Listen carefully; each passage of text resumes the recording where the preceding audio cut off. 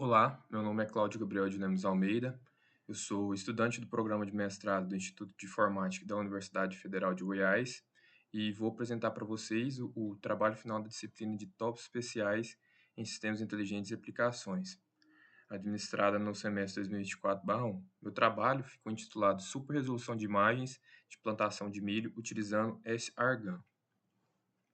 Bom, primeiro eu vou falar um pouco das motivações do trabalho, um pouco sobre, depois eu passo para falar do problema, a técnica empregada, os datasets utilizados no trabalho e, por fim, os resultados obtidos. Eu deixei também um slide com algumas referências que irei citar durante a apresentação, mas que não couberam no rodapé da página. Bom, primeiro, os professores eles incentivaram os alunos a conduzir uma pesquisa na área. Como era meu primeiro semestre no programa, eu acabei recorrendo ao meu orientador e aí juntos nós chegamos nessa ideia aí de treinar uma rede adversária gerativa para um problema de melhoramento de imagens em plantações de milho. A ideia é que o modelo treinado poderia servir como uma comparação extra, né, para um trabalho que já estava sendo empregado por outros pesquisadores do grupo. Agora, sobre o problema, na literatura você vai ter uma separação em dois tipos de superresolução, multiframe e single image. No caso, a gente está preocupado com a superresolução de fonte única.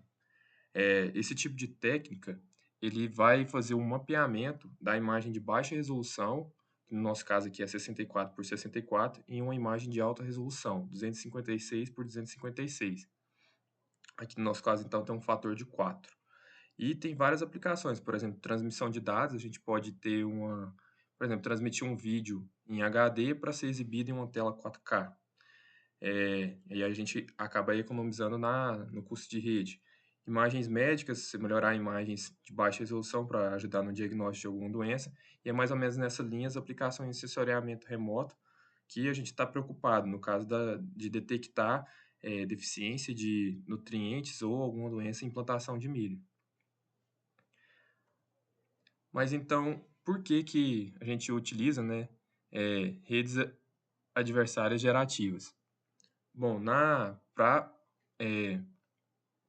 para se você olhar a tarefa do ponto de vista reverso, ou seja, mapear da alta resolução para baixa resolução, é possível você perceber que de acordo com o método que você escolher, você vai ter processo de degradação, você pode ter mais de uma correspondência para a mesma imagem de alta resolução. Então é difícil você dizer qual que é a melhor solução na ordem reversa, né? Então, o trabalho que a gente escolheu e utilizou como base, o do SRGAN, que é o que está na nota de rodapé, ele ilustra isso de uma forma bem interessante. Ele coloca aí a imagem no retângulo azul, eh, apresentando como seria a solução do problema, apenas minimizando o erro quadrático médio, que é o que a maioria das técnicas de interpolação mais difundidas, como o método bilinear e bicúbico que a gente vai usar em comparação, faz. Só que essas imagens, elas são muito suavizadas, e quando você emprega um método baseado em Deep Learning, no caso aqui um GAN, ela tende a deslocar essa solução para o que ele chamou de manifold de imagens reais. Então, você teria uma imagem que seria mais próximo do que, de fato, é a imagem lá no ambiente. E por isso a gente utiliza essa abordagem com redes gerativas.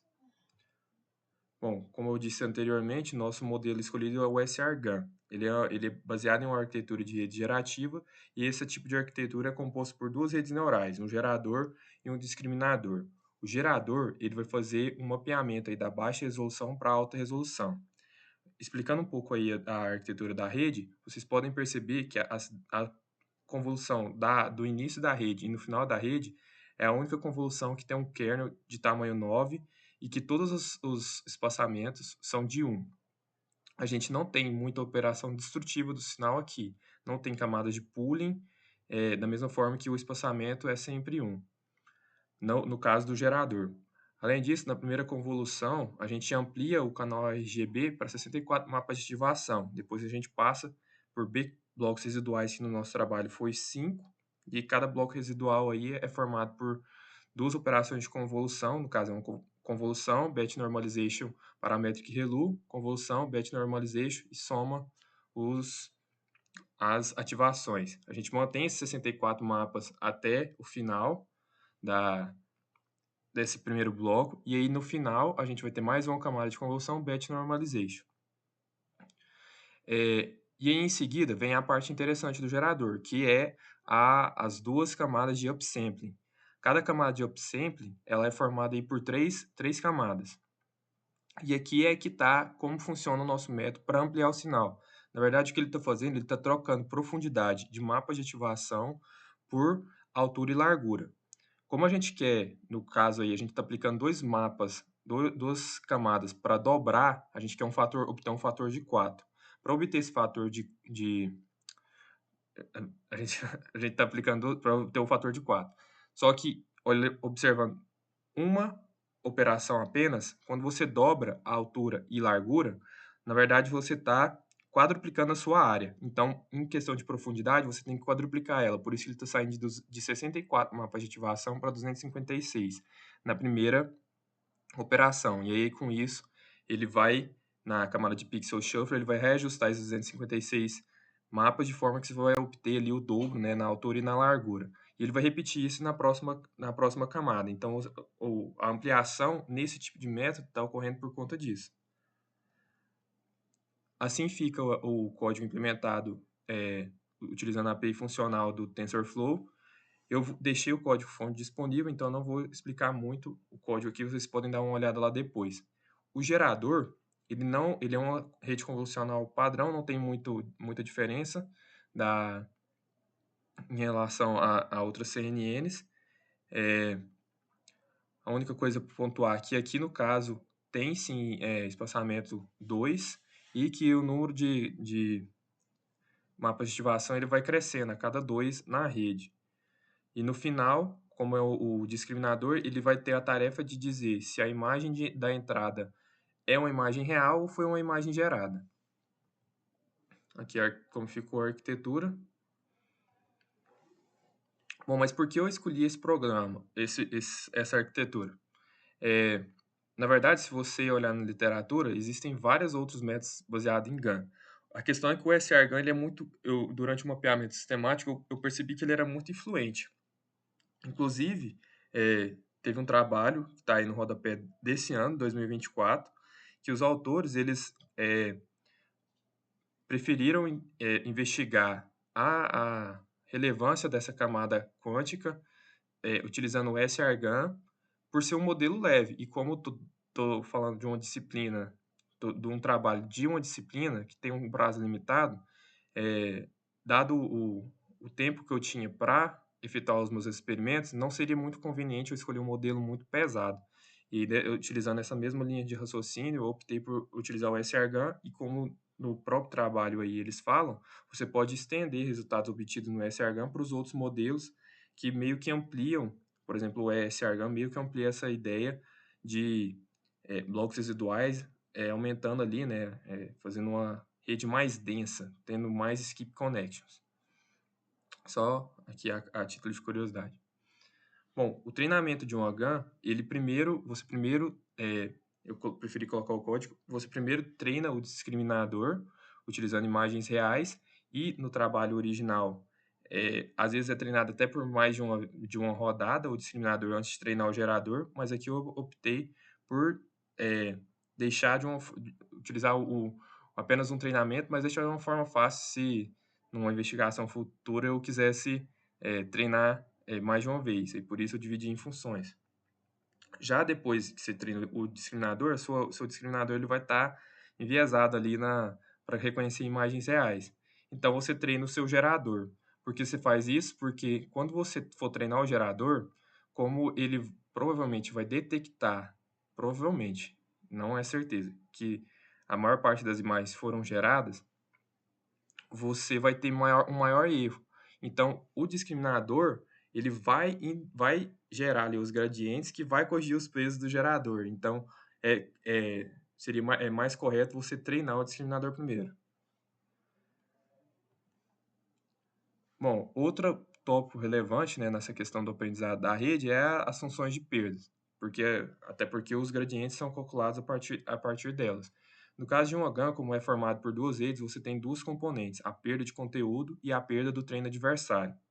A perda de conteúdo relembrando a imagem lá do início, você vai minimizar o erro quadrático médio, mas se você tivesse apenas elas, você ficaria naquela imagem embaçada, mas também você vai ter uma parcela de percepção, uma perda de percepção, que nada mais é que a ideia da perda de percepção surge que você, ao utilizar uma rede pré-treinada para uma outra tarefa de visão computacional, os embeddings das camadas superiores, eles são responsáveis por representar características de mais alto nível na imagem, como textura e refino, que seriam ali as componentes de alta frequência que o sinal tá perdendo é, ao perder resolução.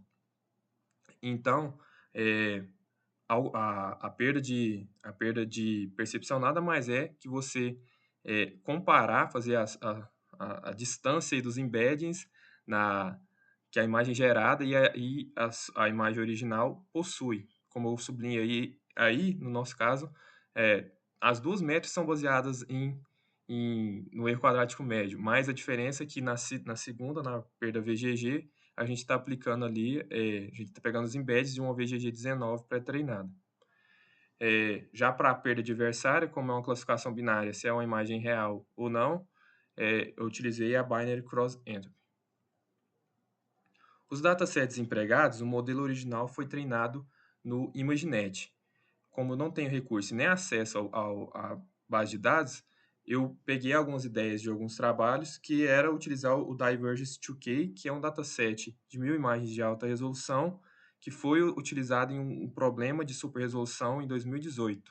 Se eu não me engano, a sigla para esse desafio é NTIRE. Tem a descrição do trabalho original. E para teste eu utilizei o dataset da plantação de milho que o grupo de pesquisa já estava investigando.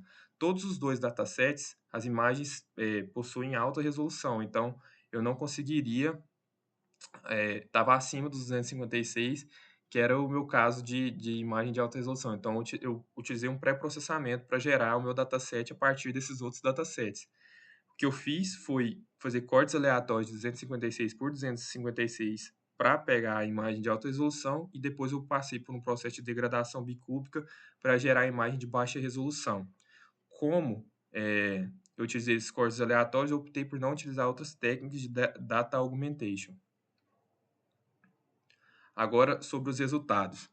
Bom, como eu estou gravando tô gravando e vocês provavelmente vão estar vendo em outra tela, tem muito processo aí de manipulação da imagem. Então, eu deixei um QR Code, também vou colocar o link na descrição, para vocês acessarem os resultados diretamente. Mas aqui, pelo que eu estou vendo, as últimas 3 colunas correspondem aos métodos de comparação. E a segunda coluna ao método proposto, a primeira ao método, a imagem original. Se você observar na primeira linha, também nas demais, as últimas 3 colunas, os métodos de comparação, eles produzem artefatos muito pixelizados. Você consegue ver o formato do pixel na imagem. E isso não é muito interessante para uma questão de percepção. Além disso, não considerando a primeira linha, que está bastante embaçada, mas a segunda linha, você consegue ver que, principalmente o método bilinear, ele está bastante suavizado em relação à imagem original. E isso não acontece no nosso método. É uma característica bastante relevante do nosso método SRGAN em relação aos métodos de interpolação. Mas existe sim defeitos no método SRGAN que podem ser melhorados. Por exemplo, na última linha, você pode ver que algumas informações ali do solo não foram recuperadas. E, inclusive, uma coisa que ele sofre muito é na questão de textura. Você não consegue ver a textura ali da areia. Bom, agora já falando sobre métricas, depois dessa nossa análise aí mais visual. A gente empregou 4 métricas, sendo 3 quantitativas e uma qualitativas. Observando os resultados nas métricas quantitativas, o MSE, PSNR e Structure Similarity, a gente vê que o SRGAN não venceu em nenhuma delas, mas não destoou muito do método Bicube, que foi a vencedora. Provavelmente o motivo seja porque o nosso método tem um termo ali, né, de percepção que acaba sendo um objetivo conflitante com a minimização do erro quadrático médio. E por isso você vai ter, no caso do MSc, por exemplo, você vai ter resultado numérico um pouco inferior em relação ao método Bicube, que é focado nesse objetivo. O mesmo valeria aí para as outras métricas quantitativas. Agora, analisando do lado perceptível, as métricas qualitativas, o LPIPS, ele é uma rede neural treinada com vários processos de degradação do sinal. Aí eu deixei alguns: distorção de luminosidade, ruído aleatório, suavização. E aí, sim, utilizando esse tipo de métrica, a gente vê que o nosso método ele foi bastante superior aos demais. Mas ainda, por questões de tempo, eu não consegui fazer uma investigação em métricas mais práticas. E eu deixei como investigação futura para pesquisar o impacto que isso teria na detecção de doenças na plantação, como é sugerido em grande parte dos trabalhos na literatura, para investigar se realmente há essa melhora. Além disso, tem que destacar também que a gente treinou o nosso modelo apenas por 1.000 épocas, enquanto o SRH original ele é treinado por 10.000 épocas nessa mesma taxa de aprendizado, 10 a menos 4, e depois por mais 10.000 épocas em uma taxa de aprendizado menor. Ou seja, a gente apenas começou a treinar o nosso modelo. E aí que eu quero pedir desculpa, porque eu queria ter trazido esse gráfico das épocas, da função de perda com as épocas, mas devido a um erro de código eu não consegui. Entretanto, eu consegui recuperar ali na execução as últimas 200 épocas de treinamento do meu modelo. E aí dá para perceber, de certa forma, uma certa tendência em diminuir o erro, o que indicaria que estaria nesse ponto da seta vermelha. Se você observar aí no MSI, no início os picos estão muito mais próximos dos 725, os picos e os vales estão muito mais próximos dos 725 ali, dos 700, e já no final ele já abaixou uma relação, que já abaixou um pouco, que indica essa certa tendência a diminuir. Além, é claro, da quantidade de épocas, como pontuado no slide anterior. Aqui foram as referências utilizadas. E é isso. Muito obrigado.